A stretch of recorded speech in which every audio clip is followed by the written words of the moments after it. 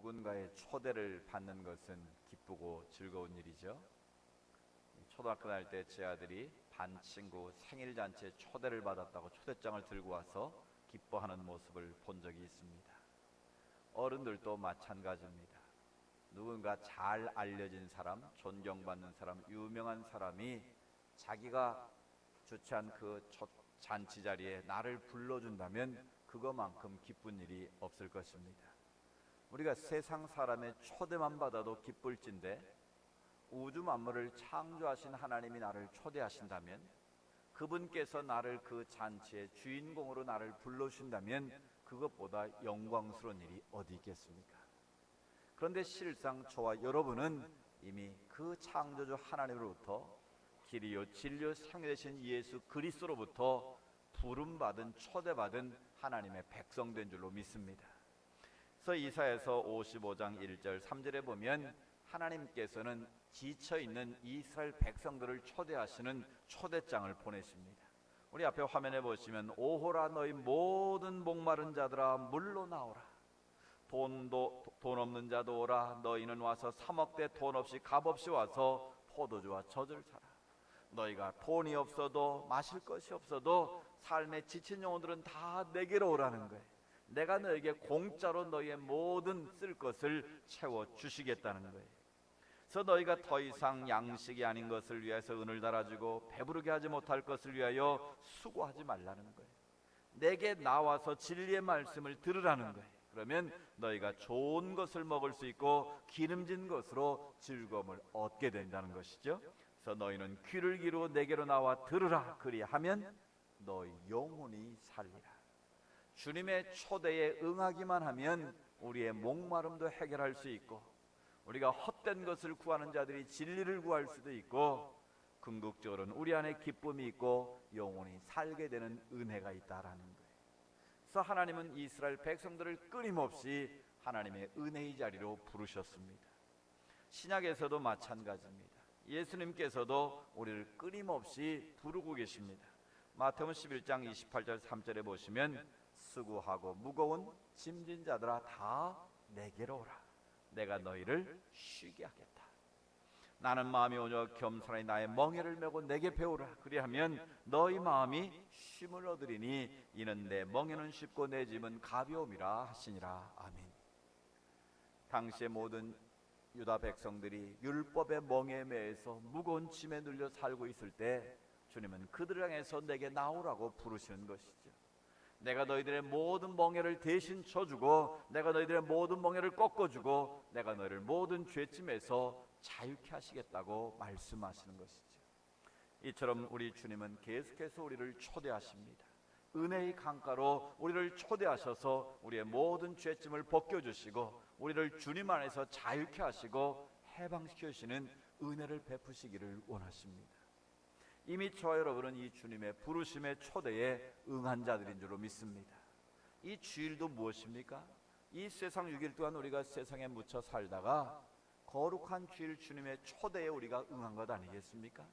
그래서 은혜의 자리에 나와서 지난 한 주간을 돌이켜보면서 주님 앞에 우리의 모습을 드리고 우리의 마음을 드리고 정성을 들여서 주님을 예배하고 주님을 찬양하는 것이죠. 그러면 주님은 우리에게 은혜를 베푸시고 우리에게 기쁨을 주시고 하늘의 평강으로 채워주시는 것입니다. 주님은 우리 모두를 계속해서 부르고 계십니다. 오늘 우리가 읽은 본문 말씀에 보면 주님은 당신의 제자들을 은혜의 자리로 하나님의 사명의 자리로 부르고 계십니다. 먼저 안드레를 부르셨습니다. 세례 요한의 제자였던 안드레를 부르셔서 와서 보라고 명하셨습니다. 그리고 와서 나를 따르라고 명하십니다.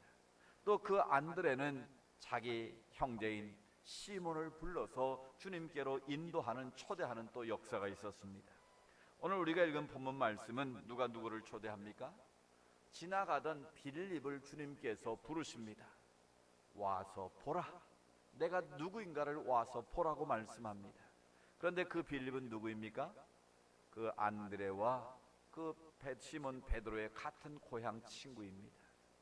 그래서 빌립은 예수님의 와서 보라는 음성을 듣고 주님께서 그 부르심의 말씀을 듣고 나를 따르라 명했을 때에 빌립은 예수님을 따라가게 됩니다.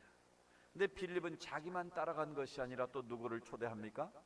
자기 고향 친구, 절친이었던 오늘 본문의 나다나엘을 다시 주님 앞으로 초대합니다. 나다나엘이 주님 앞으로 올 때 뭐라고 말합니까? 그 초대할 때 초대의 내용은 와서 보라는 것이었습니다. 주님께서 안드레에게 와서 보라 명하셨는데 이번에는 빌립이 자기 친구 나다나엘에게 와서 내가 만난 예수를 보라, 그렇게 초대를 하고 있어요. 뭐 예수님에 대해서 논리적으로 설명하거나 설득한 게 아니에요. 그냥 초대하는 거예요. 내가 예수님을 만났다, 내가 메시아를 만났다, 나사렛 예수를 만났는데 너도 그분을 함께 가서 만나보자, 와서 보라고 초대한 것이죠. 이제 오늘 본문의 주인공으로 나오는 사람은 빌립의 초대를 받은 나다나엘이에요. 이 나다나엘이라는 이름은 요한복음에 나오고 있는데 이 마태, 마가, 누가복음에는 나다나엘이라는 이름이 나오지 않습니까? 않고 대신 누가 나옵니까? 예수님의 12 제자 중에 한 사람으로 바돌로메라는 사람이 나와요. 바돌로메. 그러니까 마태복음 10장에 예수님의 제자들의 명단이 나오고 마가복음 3장에도 나오고 그다음에 요한복음 6장에 나오는데 항상 빌립과 바돌로메 이렇게 나옵니다. 한번 여러분 집에 찾아보십시오.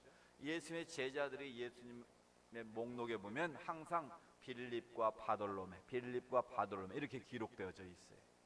그래서 학자들이 말하기를 이 바돌로메의 또 다른 이름이 나다나엘일 것이다 라고 확실하게 보고 있습니다. 그래서 바돌로메와 나다나엘은 같은 사람이다, 동명이인이다 라고, 같은 이름을 가진 사람이다 라고 보고 있는 거예요.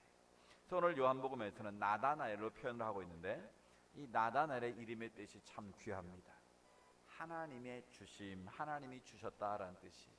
그래서 한마디로 쉽게 표현하면 나다나엘 이름의 뜻은 하나님의 선물, 그런 뜻이에요. 이름 멋있잖아요. 하나님이 특별히 주신 선물, 그 나다나엘의 이름인데 나다나엘이 빌립, 친구 빌립의 초대를 받고 예수님께 나오는 장면이 오늘 소개되어 있어요. 그럼 예수를 만나기 전에 빌립, 그 나다나엘의 모습이 어떻습니까? 그는 일종의 편견이 마음에 있던 사람이에요. 자기 친구 빌립이 오늘 45절에 초대를 합니다. 여러 선지자가 기록한 그 일을 우리가 만났다. 근데 그 사람은 요셉의 아들 나사렛 예수다. 나사렛 예수 출신인 그 예수라는 분을 만났는데 그분은 바로 율법의 선지서에 기록됐던 바로 그 메시아다라는 것을 빌립이 나다나엘에게 소개를 한 거죠. 그랬더니 나다나엘이 뭐라고 말했습니까? 나사렛에서 무슨 선한 것이 날 수 있겠느냐. 이건 좋은 말이 아니에요.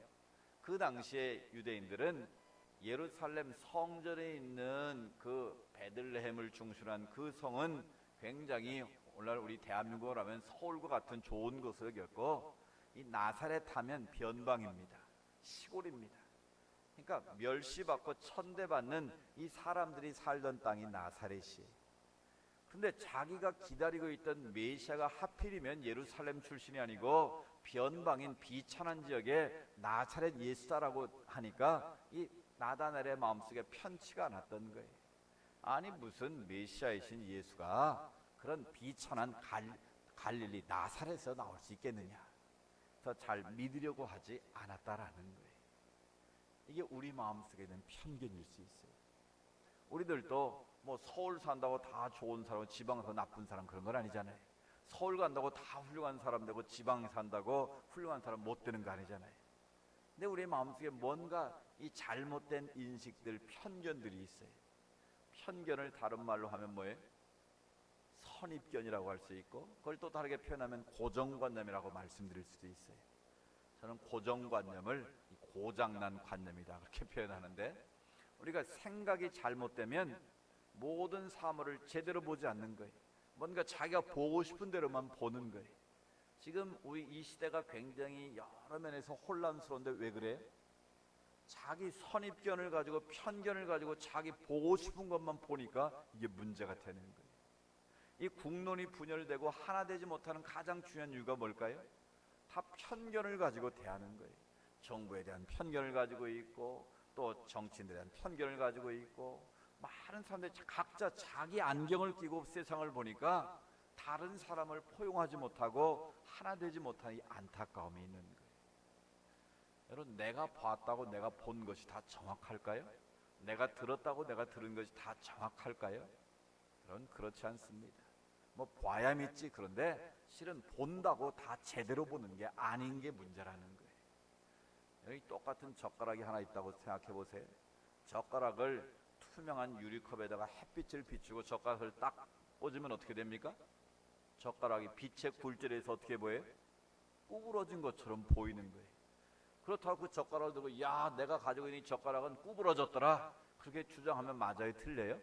그건 잘못된 생각이에요. 그건 선입견을 가지고 말하는 것이지 사실은 똑바른 젓가락인데 빛의 굴절에 의해서 삐뚤어지게 보였을 뿐이라는 거예요. 그러니까 우리 안에 있는 편견을 제하는 것이 중요합니다. 내가 어떤 사건을 대하든 사물을 보든 사람을 대할 때도 내 안에 잘못 새겨진 편견을 가지고 어떤 지역적인 감정을 가지고 사람을 선입견을 가지고 대하는 것은 이건 정말 잘못된 거예요. 특별히 예수 그리스도 안에 있는 공동체는 우리 안에 있는 편견의 벽을 넘어서야 됩니다. 이 선입견, 이 고정관념의 벽을 넘어서지 않으면 교회라는 공동체도 굉장히 시끄러울 수가 있어요. 그리스도 예수님은 모든 차별과 편견을 뛰어넘으시는 분이에요. 그런데 예수를 믿는 사람들조차도 이 잘못된 편견, 선입견, 고정관념을 가지고 사람을 대하고 어떤 교회 일을 하다 보면 이게 문제가 되는 거예요. 그리스도 예수 안에서는 높은 자나 낮은 자나 가진 자나 못 가진 자나 배운 자나 배우지 못한 자나 차별이 없는 줄로 믿습니다. 그리스도 예수 안에서는 다 하나인 거예요. 다 존귀한 거예요. 특별히 이 나라는 이 장애인들에 대한 이 차별이 굉장히 심각한 나라입니다. 그래서 장애인을 이제 장애우로 부르자. 근데 이번에는 또 그것도 차별이다. 그들을 특별하게 부르는 건 그건 차별이다. 그래서 다시 장애인으로 불러야 된다. 뭐 그런 것도 봤는데 실질적으로 장애인들이 인간답게 살 수 있는 구조가 아직 안 돼 있는 게 우리나라잖아요. 그러니까 작년에 장애인 학교를 세우겠다고 그러니까 주민들이 난리가 나가지고 못 지게 해서 무슨 일이 벌어졌어요? 장애인을 둔 부모들이 그 데모하는 사람 무릎을 꿇고 우리가 잘못했으니까 아이들을 위해서 우리 아이들도 교육받을 권리가 있으니까 학교를 세워달라. 그래가지고 이게 사회 문제가 돼가지고 결국은 이제 학교를 지켜야 됐는데, 이런 것들이 얼마나 우리 안에 차별이 있고 얼마나 많은 이 문제가 있는가를 우리가 단편적으로 볼 수 있는 거예요. 저도 그리스도 예수 안에 있는 사람들은 우리 안에 있는 편견을 뛰어넘을 수 있기를 원합니다.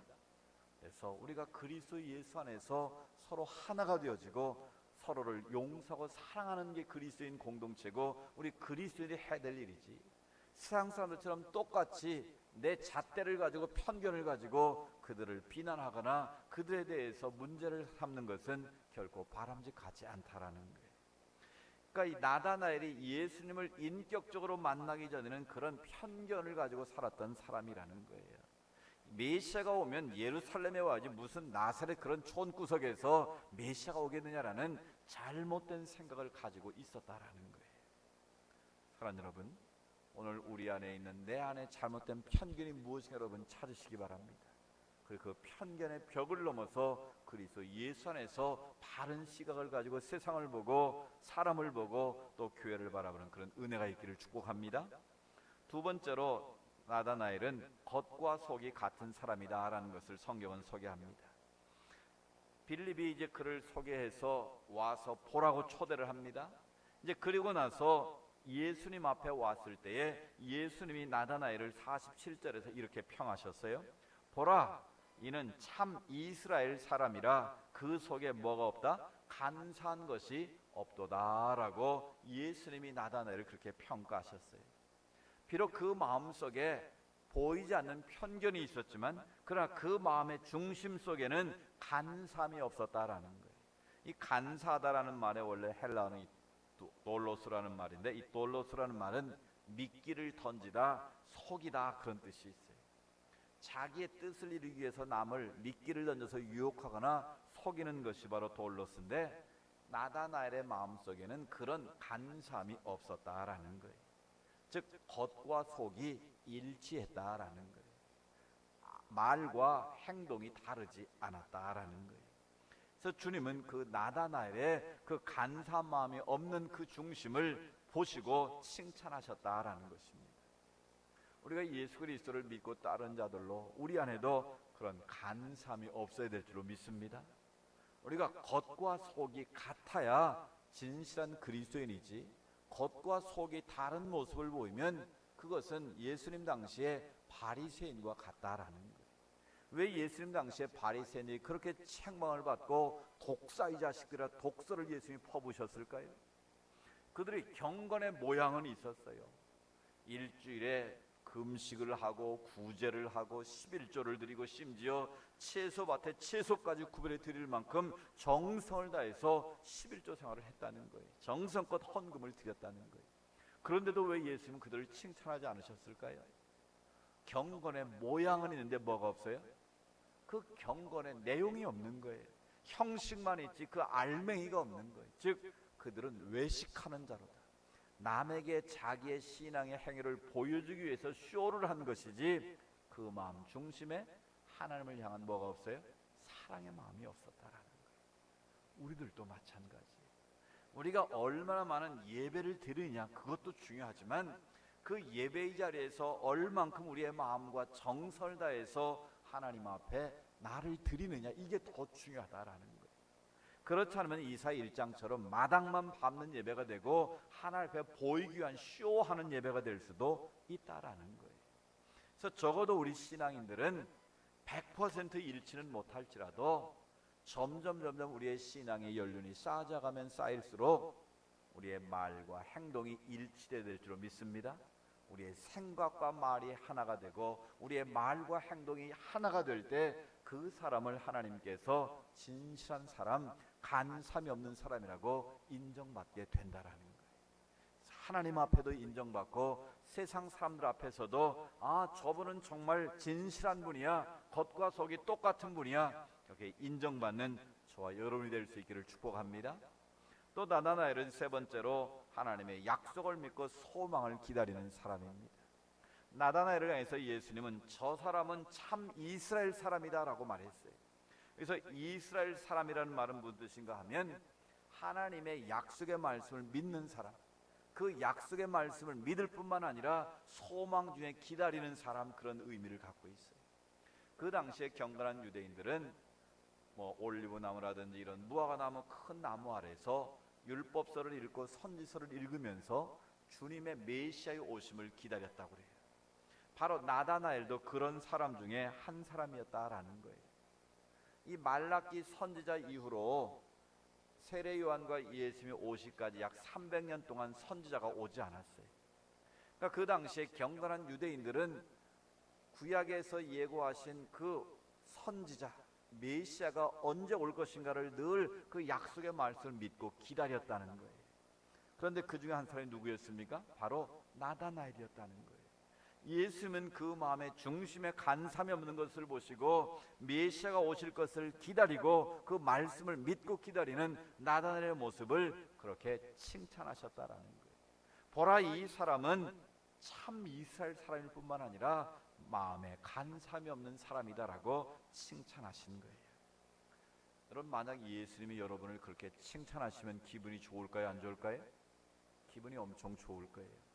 그 말을 들은 나다나엘이 예수님께 뭐라고 말씀합니까? 굉장히 중요한 고백을 했어요. 49절 한번 같이 보시면 랍비여, 당신은 하나님의 아들이시요 당신은 이스라엘의 임금이로소이다. 아멘. 이 엄청난 고백을 지금 나다나엘이 한 거예요. 이 고백은 어디에 또 나와 있습니까? 예수님께서 마태복음 16장에 가시면 사람들에게 묻습니다. 세상 사람들이 나를 누구라고 하더냐? 더러는 세례 요한이라고 엘리야라고 모세, 많은 사람들이 그렇게 합디다. 그러니까 예수님이 그러면 너희는 나를 누구라고 하느냐? 3년 동안 함께 먹고 마시고 자면서 진리의 말씀을 들었는데 너희는 그럼 내가 누구처럼 보이느냐라고 직접 물으셨어요. 그때 잘난 체를 잘한 누가 나섭니까? 베드로가 얼른 나서가지고 유명한 고백을 했어요. 뭐라고 고백했어요?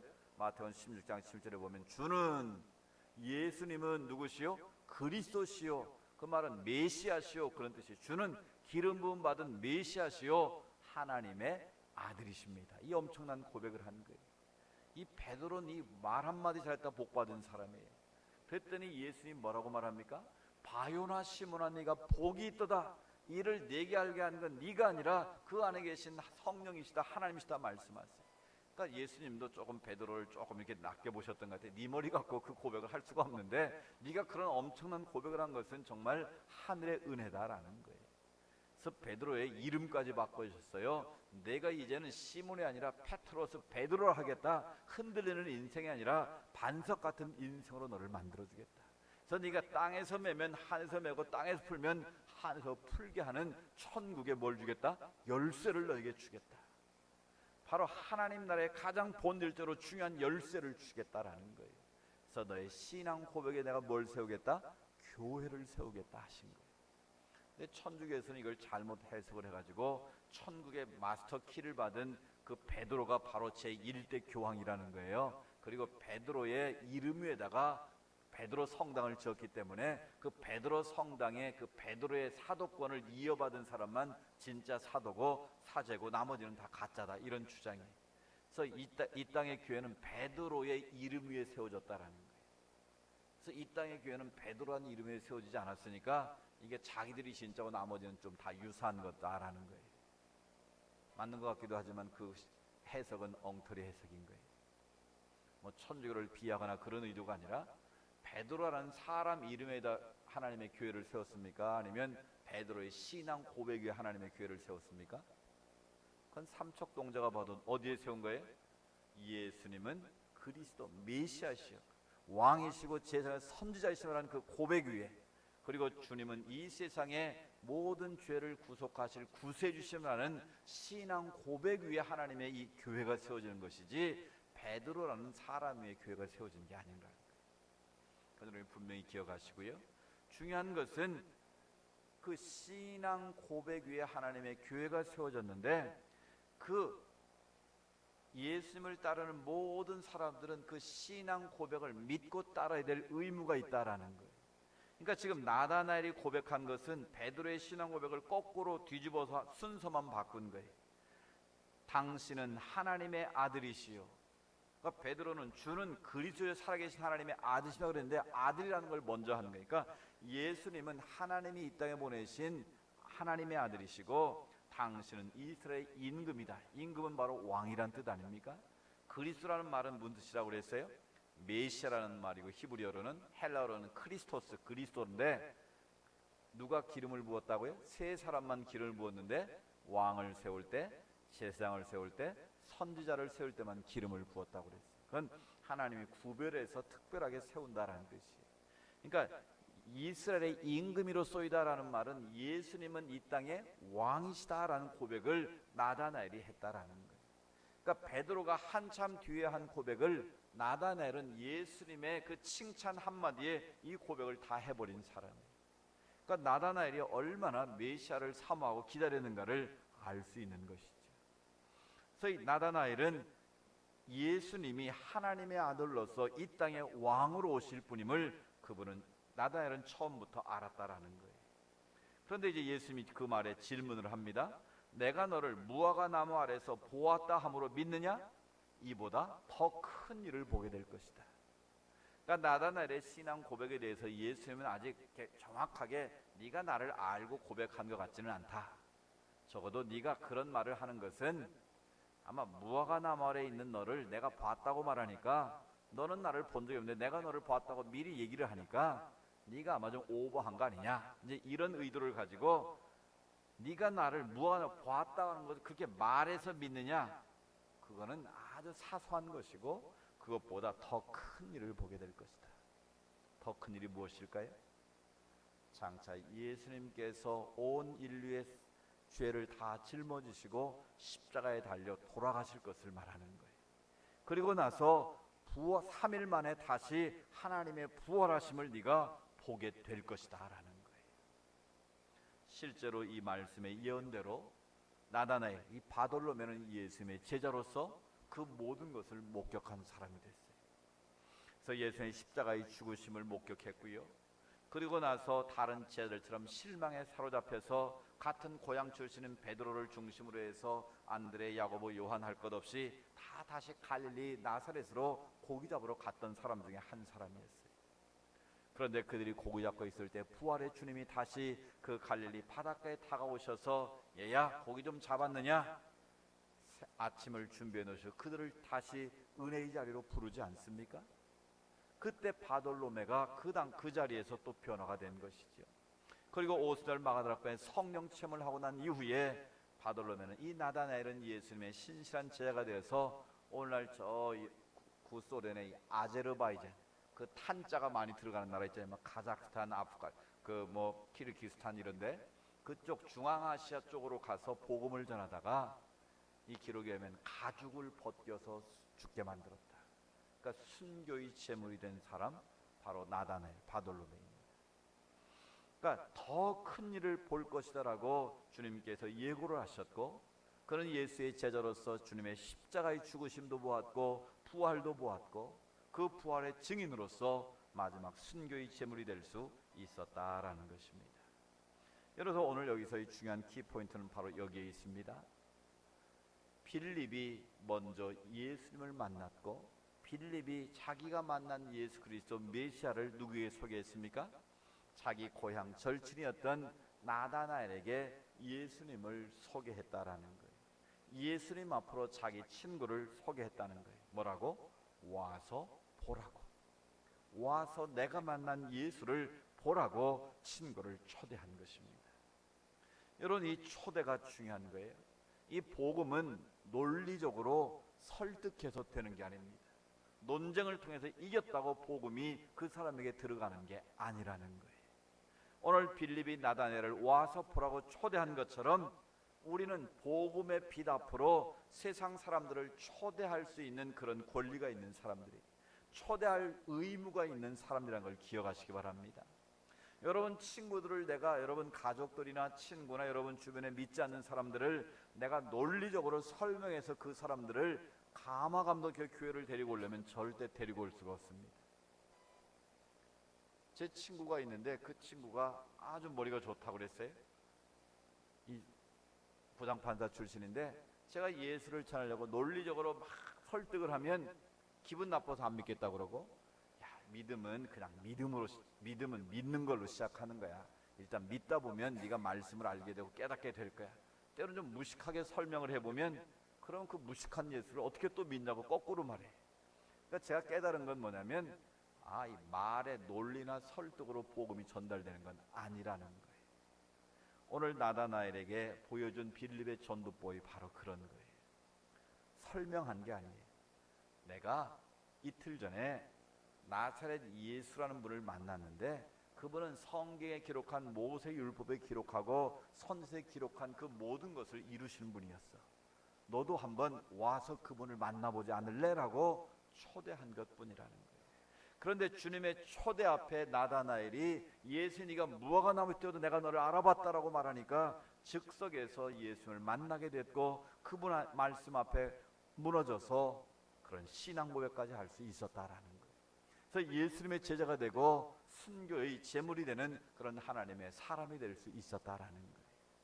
여러분 우리가 이 생명잔치하는 이유가 바로 여기에 있는 거예요. 여러분이 성경의 지식을 많이 알아서 그들에게 다가와서 내가 만난 예수를 논리적으로 설득을 하고 논쟁을 이겨서 데리고 오라는 게 아니에요. 그러면 지면 기분 나빠서 안 오고 무식하게 그냥 믿으라고 그러면 무식하다고 또 안 오게 돼 있어요. 그러니까 우리는 그들을 와서 보라, 와 보라고 우리는 그들을 초대하는 거예요. 주님이 우리를 초대하셨던 것처럼 우리도 그들을 은혜의 자리로 예배의 자리로 초대하는 거예요. 그러면 그분들이 이 자리에 오면 주의 종의 말씀을 통해서 아니면 예배의 찬양을 통해서 기도를 통해서 그들이 주님을 만나게 될 줄로 믿습니다. 그러니까 우리는 단지 그들을 뭐만 하면 돼요? 와서 보라고 초대하시면 되는 거예요. 그분들이 예수를 만나고 안 만나고는 여러분의 역할이 아니라는 거예요. 그분이 예수를 만나는 것은 복음 앞에 굴복하는 것은 하나님의 성령이 하신 일이라는 거예요. 그러니까 이렇게 생각하면 전도가 쉬워요, 안 쉬워요? 그래도 쉬운 건 아니에요. 안 믿는 사람들이 이 예배의 자리에 오는 게 쉬워요, 안 쉬워요? 여러분 결코 쉬운 게 아니에요. 제가 그 생각을 했어요. 불신자들이 이 교회 성전의 문을 열고 여러분처럼 예배의 자리에 앉는 게 이게 결코 쉬운 일이 아니겠구나. 제가 언제 그걸 알았냐면요, 제가 전에 건강관리를 위해서 월요일날 목회자들이 쉬는 날이니까 서울 근교에 있는 산을 리스트를 만들었어요. 가장 가까운 대모산, 구룡산을 시작해가지고 리스트를 쫙 만들어 놓고 매주 월요일 한 산을 정복하는 거예요, 건강관리를 위해서. 그날 도봉산을 가게 됐는데 버스를 타고 이제 도봉산역에 내려서 도봉산 그 버스 정류장에서 딱 내리니까 그 안에 큰 절이 있더라고요. 근데 절에서 그 등산하는 등산객들을 전도하기 위해서 그분들도 셔틀을 무료로 타게 하더라고요. 그래서 저는 그냥 뭐 그 한참 걸어야 되는데 타고 가면 빨리 갈 수 있으니까 얼른 올라탔거든요. 근데 똑같은 버스인데 버스에 앉는 순간부터 제가 이상했어요. 뭐가 이상했을까요? 먼저 귀에 들려오는 노래소리가 나를 굉장히 거슬게 만들었어요. 뭐가 나왔을까요? 예수님 찬양이 나온 게 아니라 찬불가가 당연히 틀어져 있겠죠. 그 노래소리가 먼저 귀를 거슬리게 했고요. 또 그 버스 안에 장식을 했는데 막 연등 달아놓고 막 이상한 팽화 같은 거 있잖아요. 그런 게 또 내 마음을 굉장히 거스르는 거예요. 또 묘한 또 향내가 나더라고요. 그 셔틀이 가는데 한 10분도 안 걸렸는데 막 내리고 싶은 마음이 들 정도로 거북했어요, 솔직하게. 그때 제가 깨달았어요. 불신자들이 교회 들어와서 문 열고 들어서 앉아있는 예배 1시간 자리가 바로 이런 느낌이겠구나. 그래서 어찌하든지 간에 이런 종교적인 색채라는 것들을 참 쫙 빼고 그냥 편안하게 올 수 있는 환경을 만드는 것이 참 중요하겠구나라는 생각을 했어요.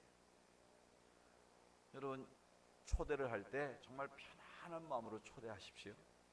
뭐 자꾸 종교적인 뭐를 집어넣으려고 그러지 말고, 그분이 변하는 것은 하나님이 하시는 일이니까 여러분 그냥 편안한 마음으로 그냥 우리 한번 놀러 가자, 그런 기분으로 편안한 마음으로 초대하셔서 그분들이 최대한 그런 부담을 느끼지 않고 예배를 드릴 수 있도록 도와줘야 돼요.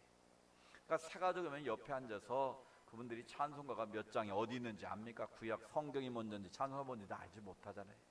그러니까 옆에 찬송가도 찾아도 주고 성경도 찾아주고 또 교동문 하면 어떻게 하는 걸 알려도 주고.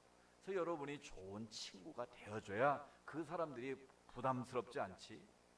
그거 모르는데 이 1시간을 앉아있는 게 얼마나 힘들겠어요, 여러분. 그러니까 이 불신자가 교회 안에 들어오는 게 이게 보통 일이 아닌 거예요. 그런 점에서 전도가 결코 쉬운 건 아니지만, 그럼에도 불구하고 우리에게 주신 그 하나님의 사명이기에 내가 그 사람들을 이 은혜의 자리로 초대하는 것 자체가 하나님의 부르심에 순종하는 거라는 거예요. 따라서 여러분들 이제 앞으로 2주 남았는데 지금부터 마음에 그래서 기도를 하는 거예요. 하나님, 그들의 그런 거부감이 없이 꺼리낌이 없이 편안한 마음으로 와서 예배드리다가 주님 만나게 해달라고 우리는 기도하는 거예요. 그래서 빌립의 그 초대가, 와서 보라는 그 초대 한마디가 나다나엘이 메시아를 만나게 되고 예수의 제자가 되어서 이름 그대로 뭐가 됐어요? 하나님의 최고의 선물이 됐다라는 거예요. 오늘 이 깊어가는 가을에 하나님께서는 지금 이 시간에도 무화과 나무에 있던 나다나엘처럼 파고 있는 영혼들이 있어요. 여러분 주변에 믿지 않는 가족부터 시작해서 믿지 않는 친구들, 믿다가 낙심한 자들, 그들이 뭔가를 지금 찾고 있다라는 거예요. 가을에 이 허무함을 느끼면서 뭔가 내 인생이 무엇일까를 괴로워하는 사람들이 있다라는 거예요. 그분들에게 내가 가서 내가 만난 예수를 소개하는 거예요. 내가 메시아를 만났다, 내가 이런 예수를 만났다. 그 소개하는 방법, 오늘 오후 창예배 시간에 제가 전도 폭발 내용을 가지고 여러분 쉽게 설명을 한번 드릴 거예요. 오늘 오후에 다 오십시오. 그래서 우리가 내가 만난 예수를 그분 친구들에게 와 보라고 그냥 소개해 주는 거예요. 그 소개를 통해서 그분들이 예수를 만나면 그분들이 지옥 갈 영혼이 천국 가게 되고, 낙심한 영혼이 생을 얻게 되고, 탄식하던 자들이 새 노래를 부르는 인생의 역전이 일어날 수 있다라는 것입니다. 그 거룩한 사명으로 하나님 우리를 초대하셨고, 또한 우리를 세상으로 우리를 파송하셔서 또 누군가를 초대하기를 원하신다는 거예요. 그래서 빌립의 초대행한 나다나엘이 하나님의 귀한 선물이 된 것처럼 여러분을 통해서 또 누군가의 또 다른 나다나엘을 하나님은 지금 찾고 계시다라는 거예요. 그래서 이 가을에 여러분이 또 다른 나다나엘을 주님 앞으로 인도해서 바로 그 사람이 하나님이 가장 귀하게 사용하시는 하나님의 선물이 될 수 있도록 그분들을 인도하시기 바랍니다. 우리 모두가 하나님께 영광 돌리고 하나님의 기쁨이 되는 은혜가 있기를 주의 이름으로 축복합니다.